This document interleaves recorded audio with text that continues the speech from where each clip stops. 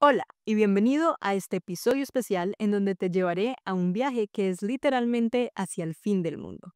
En este episodio voy a llevarte a conocer la Patagonia y lo considero como una edición especial porque aunque Patagonia no es un país, es una zona tan interesante que le dedicaré todo un episodio a visitar esta región y aparte te explicaré un poco más qué es todo lo que debes saber antes de ir y qué es lo que puedes hacer cuando vayas a visitarla.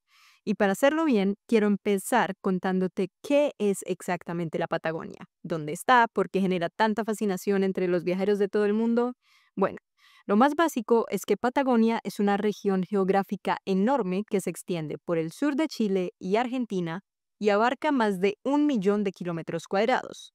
Se dice que empieza aproximadamente desde el río Colorado en Argentina y el relieve andino de Aysén en Chile y se extiende hacia el sur hasta llegar al Cabo de Hornos, justo donde termina el continente americano.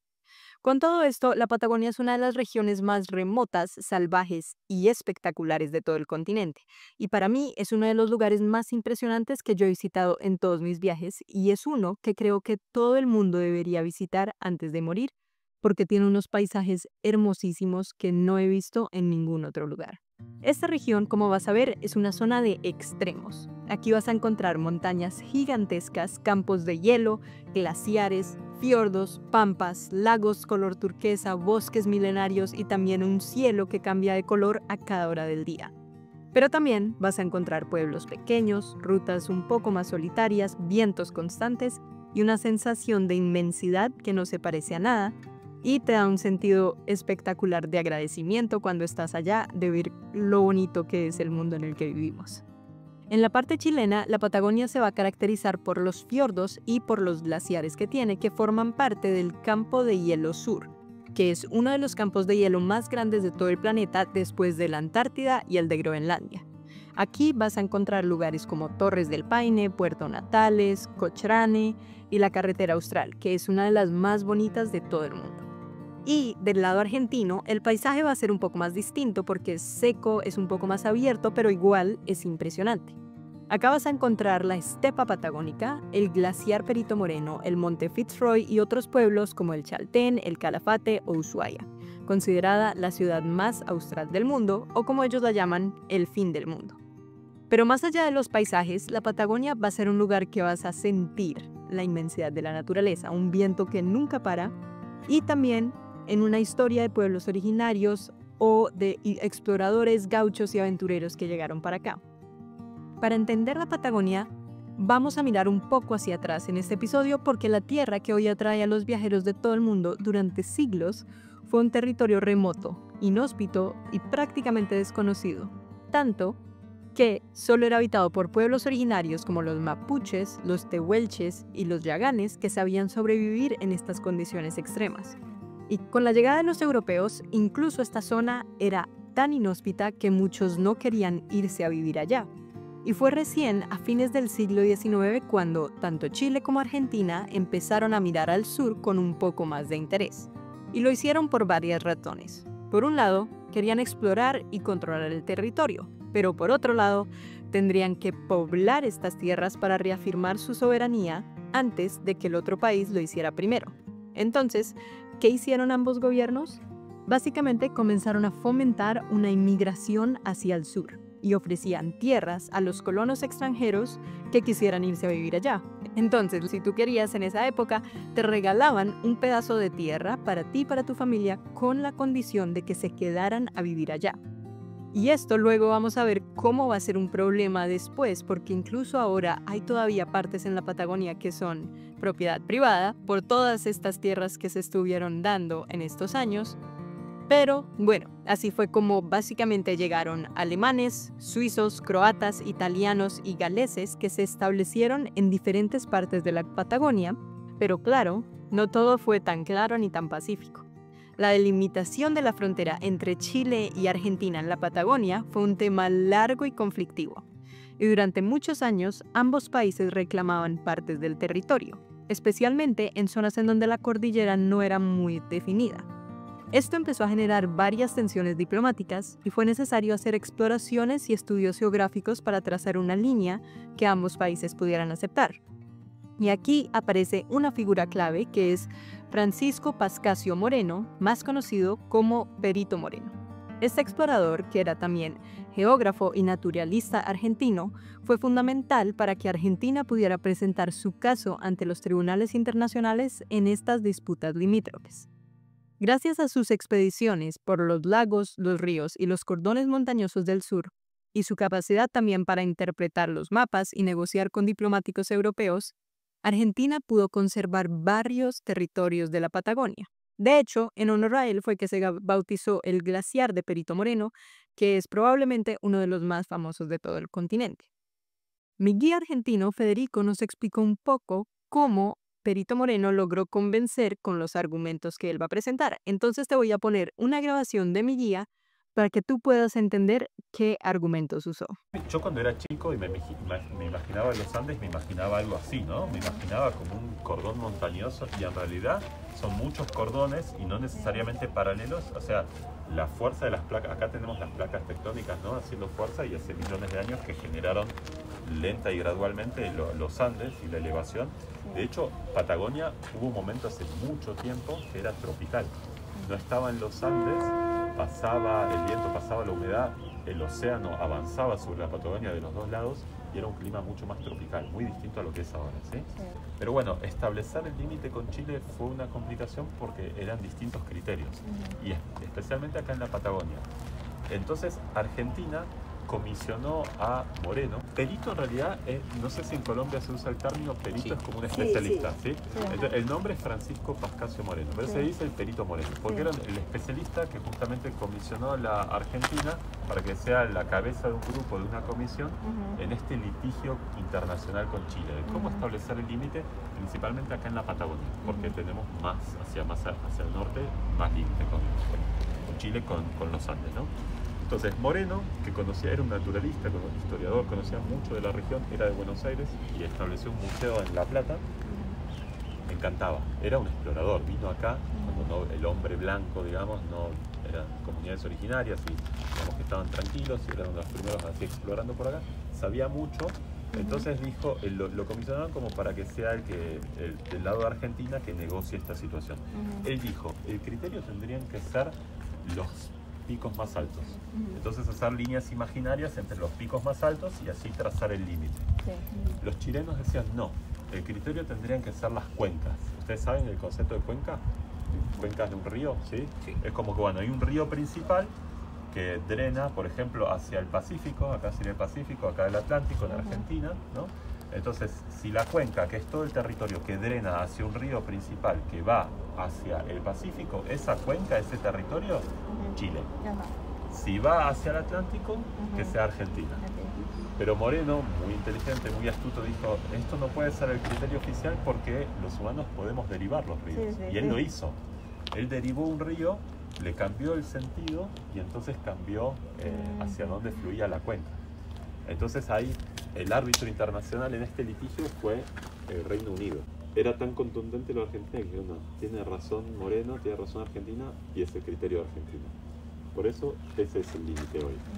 Entonces, bueno, ahora que ya sabes de la historia de la Patagonia, voy a darte un panorama general de los principales lugares que tú podrías visitar en esta región inmensa. Y lo que sí te toca tener en cuenta es que en esta región las distancias van a ser muy grandes.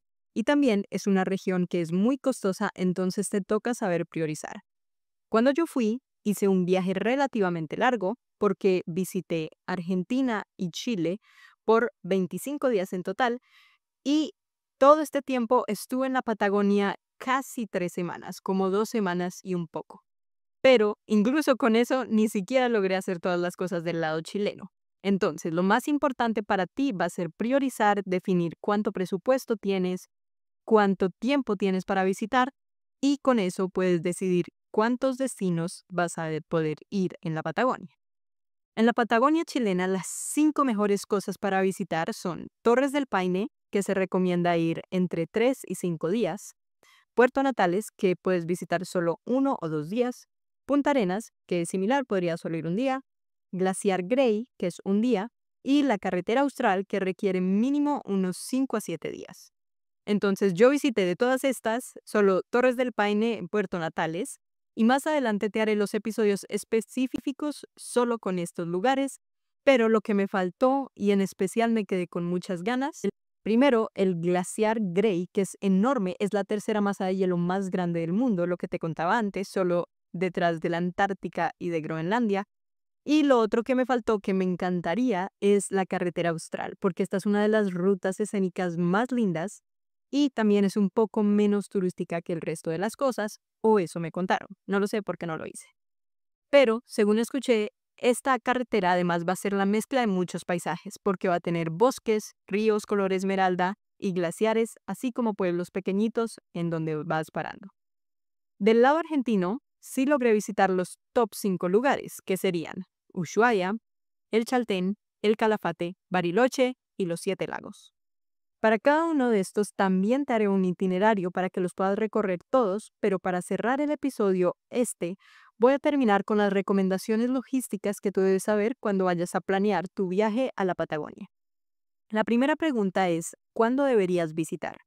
Como sabes, en el hemisferio sur todas las estaciones son invertidas, entonces diciembre, enero, febrero va a ser verano y por ende va a ser temporada alta porque es el mejor momento para hacer trekking. Entonces, esto es malo porque es más caro, pero también los días van a ser más largos, es más beneficioso para los trekkings, hay buen clima, todo está abierto. Entonces, sé que es una época más cara, pero por algo es la mejor. Cuando yo fui, visité en diciembre, principios de diciembre, y creo que esta es una buena zona. Y además, yo lo planeé con mucha anticipación, entonces la verdad no fue más caro que en otras fechas. Me salió igual de costoso que lo hubiera hecho, pero lo planeé como con 7 meses de anticipación. Entonces, si quieres estas fechas, te recomiendo hacerlo, pero planear con tiempo. Si quieres evitar las multitudes, porque igual no quieres estar caminando con mucha gente a tu alrededor, podrías intentar visitar un poco antes, en noviembre, o después del verano, después de la temporada alta, como en febrero o marzo. Y puede que también te toquen colores otoñales que van a hacer los paisajes aún más espectaculares, pero lo que sí te diría es que evites el invierno si vas a hacer trekking. Es verdad que hay mucha gente que le gusta visitar estas zonas para esquiar, pero yo no sé esquiar, entonces para mí casi nunca este es un plan de esquiar.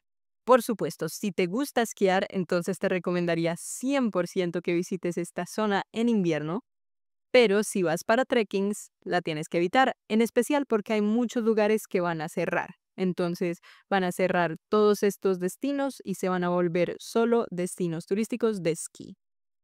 Mi segunda recomendación va a ser cómo llegar a la Patagonia. Cuando yo fui, yo empecé mi paseo desde Colombia. Y curiosamente, los vuelos de Avianca hacia Chile son mucho más baratos comparados con los vuelos de Avianca hacia Buenos Aires.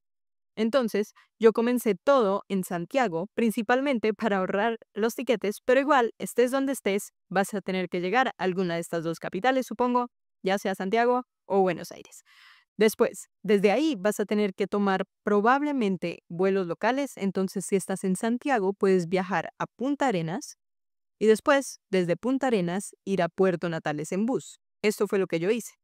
Pero si estás en Buenos Aires, puedes viajar a diferentes lugares. Por ejemplo, podrías empezar desde el sur-sur y viajar hasta Ushuaia, o podrías bajar a Bariloche, por ejemplo, y después empezar a ir más hacia el sur, tomando buses para llegar a Calafate o a Chaltén, o incluso podrías volar hacia el Calafate. Entonces, del lado argentino tienes más opciones, en el lado chileno puede que haya más opciones, pero me dijeron que la mejor es la ruta que te estoy diciendo, Santiago-Punta Arenas y de Punta Arenas en bus a Puerto Natales.